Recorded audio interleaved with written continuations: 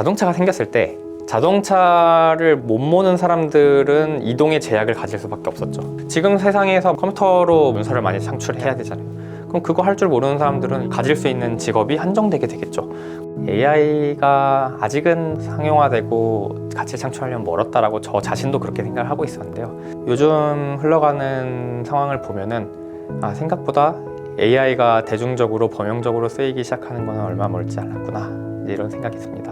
이런 세상이 온다고 하면은 적응하기 위해서 여러분들 다 노력을 해야 되고, 그러면은 제일 좋은 거는 AI 많이 경험하는 겁니다. 수학을 잘하거나 코딩을 잘하지 않아도 이제 인공지능에 관심을 가지고 많이 경험을 하시다 보면은 여러분들 지금 스마트폰 다 잘 쓰시잖아요. 그런 것처럼 나도 모르는 사이에 그냥 인공지능에 젖어 들어가지고 인공지능을 잘 쓸 수 있는 사람이 될 거라고 생각합니다.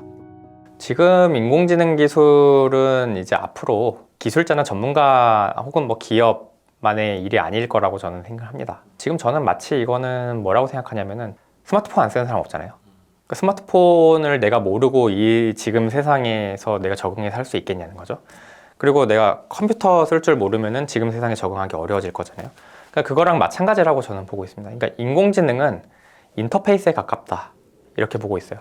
그러니까 지금도 사람들이 어떻게 말을 하냐면요, 그 검색 엔진을 얼마나 잘 쓰느냐에 따라서 그 사람이 이제 그 삶의 질이나 아니면 회사에서의 이제 역량이나 이런 게 달라진다고 보잖아요. 구글의 검색을 잘 할 줄 아냐, 이제 이런 거 되게 중요하게 생각하잖아요.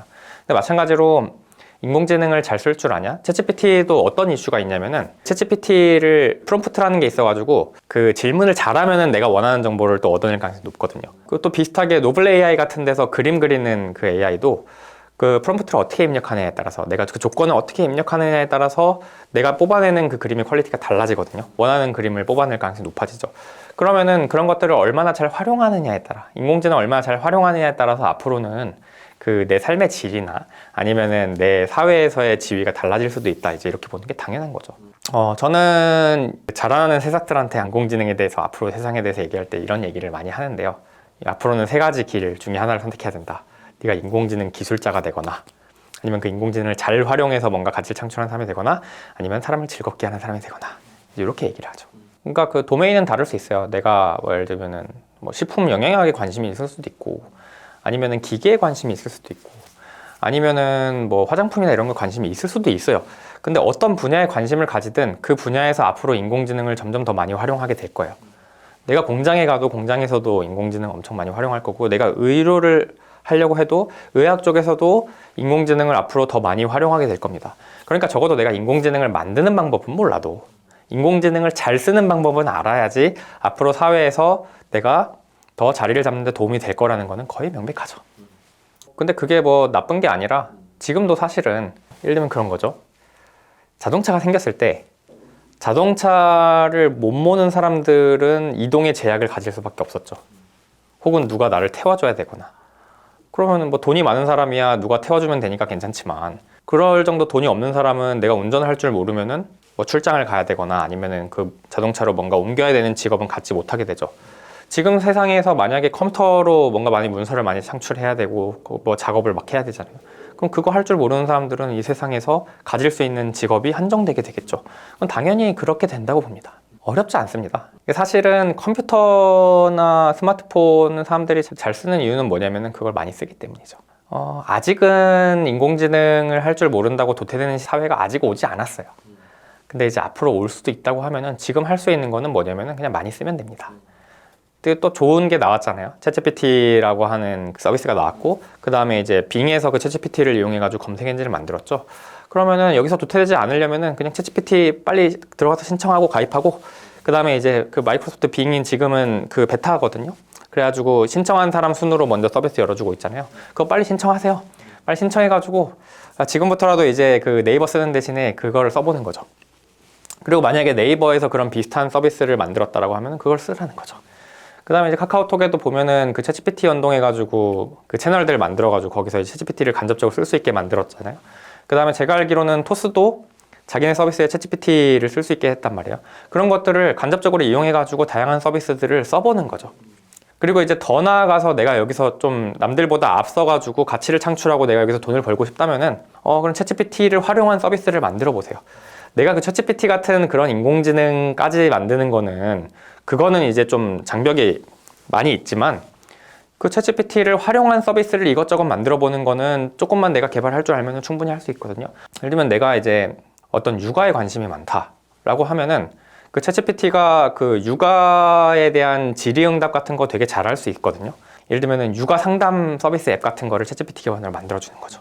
근데 여기서 아마 익혀야 되는 것들은 이런 걸 거예요. 그 지금 이 챗GPT 같은 거대 모델에는 프롬프트라고 하는 요 영역이 있거든요. 그거는 뭐냐면은 그냥 쉽게 말하면은 조건을 지정해 주는 거예요. 그냥 내가 오늘 먹을 메뉴 추천해 줘라고 하면은 그냥 진짜 아무거나 막 추천해 줄 거거든요.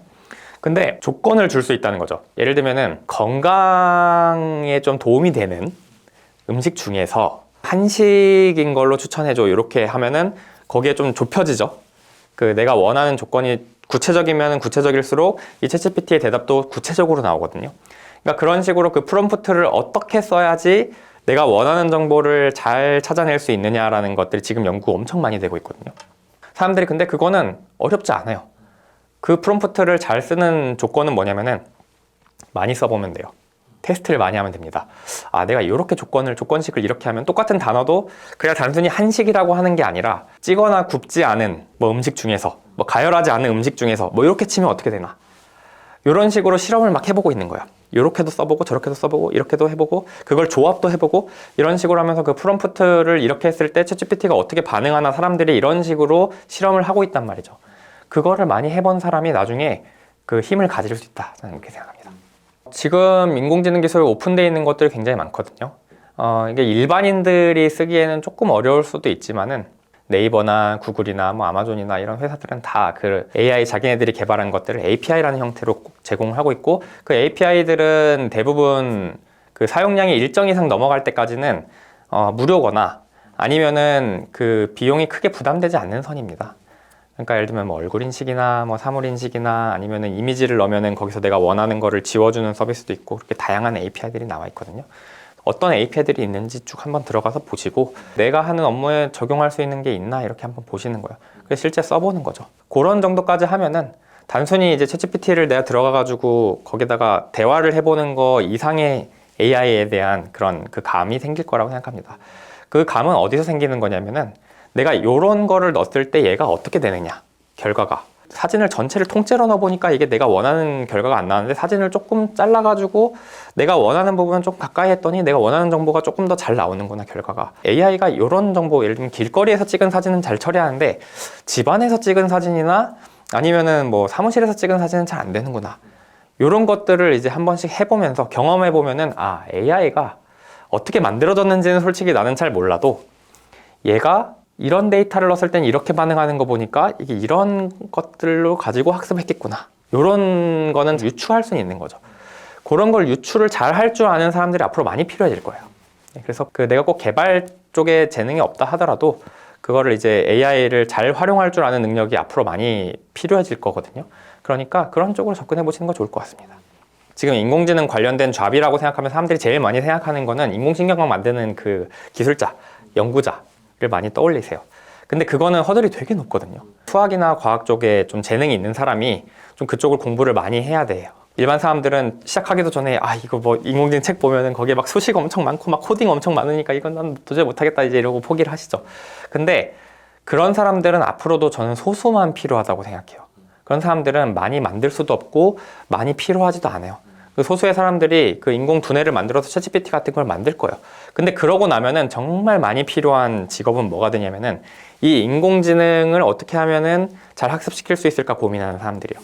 단순히 그 시키는 대로 데이터 만드는 사람하고는 조금 다릅니다. 프롬프트 엔지니어라고 하는 이제 직업이 요즘 막 갑자기 뜨고 있거든요. 이제 검색해 보시면은 우리나라에서도 이제 그 리튼 테크놀로지라고 하는 회사가 연봉 1억 준다고, 미국에서도 미국에 있는 그 프롬프트 엔지니어를 구하는 스타트업이 연봉 4억 준다고 이제 막 모으고 있습니다. 근데 이게 뭐 하는 사람들이냐면은 아까 얘기한 것처럼 챗GPT를 잘 쓸 수 있는 조건을 만들어내는 사람들이에요. 이런 사람들은 뭐냐면은 사람을 가르치는 거랑 좀 비슷한 직업이라고 생각하시면 돼요. 내가 학생을 가르치다 보면 이 학생한테 이거를 물어보면 얘가 대답을 잘할 때도 있고 못할 때도 있는데 내가 이렇게 물어보니까 얘가 대답을 잘하고 이렇게 물어보니까 대답을 못하고 그래서 얘를 이렇게 가르쳐야 되겠구나 이렇게 생각하는 사람이 교사잖아요. 그것처럼 인공지능한테 이렇게 해보면은 얘가 잘하고 이렇게 해보면 잘 못하는데 그럼 얘를 잘 가르치려면 어떻게 해야 될까 고민하는 사람이 바로 그 인공지능 학습 전문가거든요.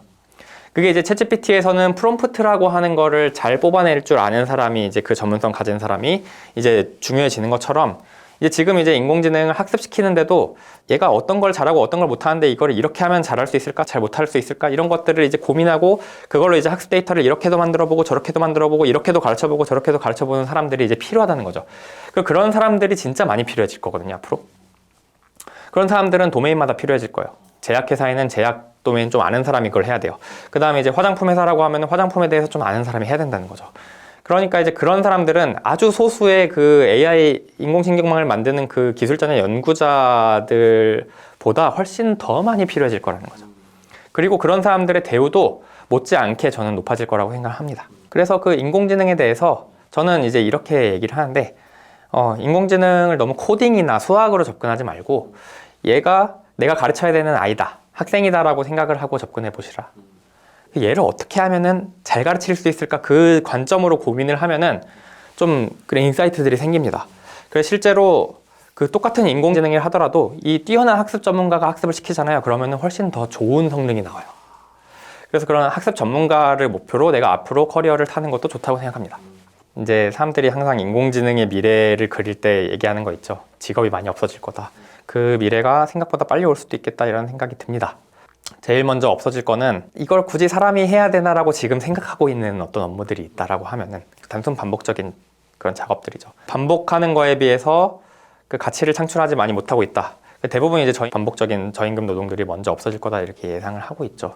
그래서 이렇게 말하면은 그쪽 업계에 있는 사람들은 좀 속상할 수도 있지만은 예를 들면은 단순 상담이나 단순히 글쓰기 하는 거, 뭐 블로그 글 어디서 의뢰받은 다음에 그 의뢰받은 글을 단순히 써주는 거, 그런 거부터 빨리 없어질 거고, 그런 속성들은 대부분 뭐냐면은 본질적인 부분의 전문성은 심플한데 그거를 실제로 구현하는 과정에서 노가다가 많이 필요한 작업들이에요. 그러니까 대표적으로 또 비슷하게 없어질 수 있는 작업 중에 하나 일러스트레이터라고 생각하는데, 예를 들면은 웹툰을 그리는데 내가 스토리를 잡고 콘티를 짜는 거, 구도를 짜는 거는 굉장히 이제 창의력 많이 필요한 작업이고 그게 바로 이게 내용에 대한 부분이지만, 그걸 실제로 거기서 돈이 제일 많이 드는 부분은 뭐냐면은 거기에 이제 스케치를 하고 거기에 특히 채색하는 거, 이런 작업들은 이미 이제 네이버 같은 데서 채색하는 AI 이런 것도 만들겠잖아요. 근데 이제 지금은 채색만 해주는 게 아니라 아예 그림까지도 그릴 수 있을 것 같아요. 예를 들면은 그냥 이렇게 상상을 해보는 거죠. 아직까지는 그 정도까지는 안 되지만 웹툰 작가가 그냥 콘티만 그리는 거예요. 웹툰 작가가 그림을 엄청 잘 그리진 못해도 이렇게 그냥 졸라맨 같이 해가지고 콘티는 짜고 여기에 이렇게 나무 이렇게 대충 윤곽 잡아놓고 여긴 나무다 이렇게 써놓고 여기는 해를 배치할 거고 해는 뭐 빛은 뭐 이렇게 비춰야 되고 이런 식으로 내가 이렇게 쭉 짜놓으면 있잖아요. 그러면은 그거를 인공지능이 생성할 수 있는 시대가 곧 올 수도 있다는 거죠. 그러면은 이제 진짜 남아있는 본질적인 사람의 고유 영역은 뭐냐. 이제 그러면은 진짜로 사람이 어떤 내용 콘텐츠를 만들거나 그 콘텐츠의 메시지를 만드는 이런 본질적인 부분만 제외하고 나머지 굉장히 시간을 들여가지고 해야 되는, 예를 들면 문장을 뭐 100페이지를 써야 된다든가 아니면은 그림을 오랜 시간 해가지고 색칠하고 그림을 그려야 된다든가 이런 작업들은 이제 점점 대체될 거다.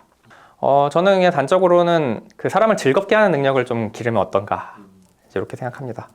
내가 직접 인공지능을 만드는 사람이 못 된다고 하면은 인공지능을 잘 쓰거나 혹은 이제 사람을 즐겁게 하는 능력을 이제 갖춰야 된다고 하는데, 그 사람한테 마지막으로 남아있는 크리에이티브한 영역이 뭐라고 저는 생각하냐면 이제 콘텐츠를 만드는 힘이라고 생각하거든요. 콘텐츠를 만들었을 때 대본은 AI가 써줄 수 있어도 그 콘텐츠를 어떤 방향으로 스토리를 전개할 건지는 사람이 정해줘야지 그 스토리를 사람이 보고 즐거워할 수 있다 이렇게 생각을 하거든요. 그 사람을 즐겁게 할, 평소에 이제 말이나 글로 사람을 즐겁게 할 수 있는 능력을 가진 사람이라고 하면은 이제 그런 거에서 이제 그 즐겁게 하는 포인트들은 분명히 자기 고유의 것이거든요. 그 포인트들로 글을 쓰거나 뭐 그림을 그리거나 영상을 만드는 일들은 나중에 AI 대체되더라도 그 크리에이티브한 고유의 그 컨텐츠를 만드는 능력은 남아있을 거라 생각합니다. 그래서 그런 쪽으로 집중하시는 게 좋을 것 같습니다. 저도 사실 얼마 전까지는 AI의 미래에 대해서 너무 작게 봤던 것 같아요. AI가 아직은 좀 상용화되고 가치 창출하려면 멀었다라고 저 자신도 그렇게 생각을 하고 있었는데요. 요즘 흘러가는 상황을 보면은 생각보다 AI가 대중적으로 범용적으로 쓰이기 시작하는 거는 얼마 멀지 않았구나 이제 이런 생각이 듭니다. 이제 이런 세상이 온다고 하면은 적응하기 위해서 여러분들 다 저도 마찬가지로 다 그렇게 노력을 해야 되고, 그러면은 제일 좋은 거는 AI 많이 경험하는 겁니다. 그러니까 내가 꼭 수학을 잘하거나 코딩을 잘하지 않아도 지금 이제 AI를 경험할 수 있는 방법들이 정말 많이 있습니다.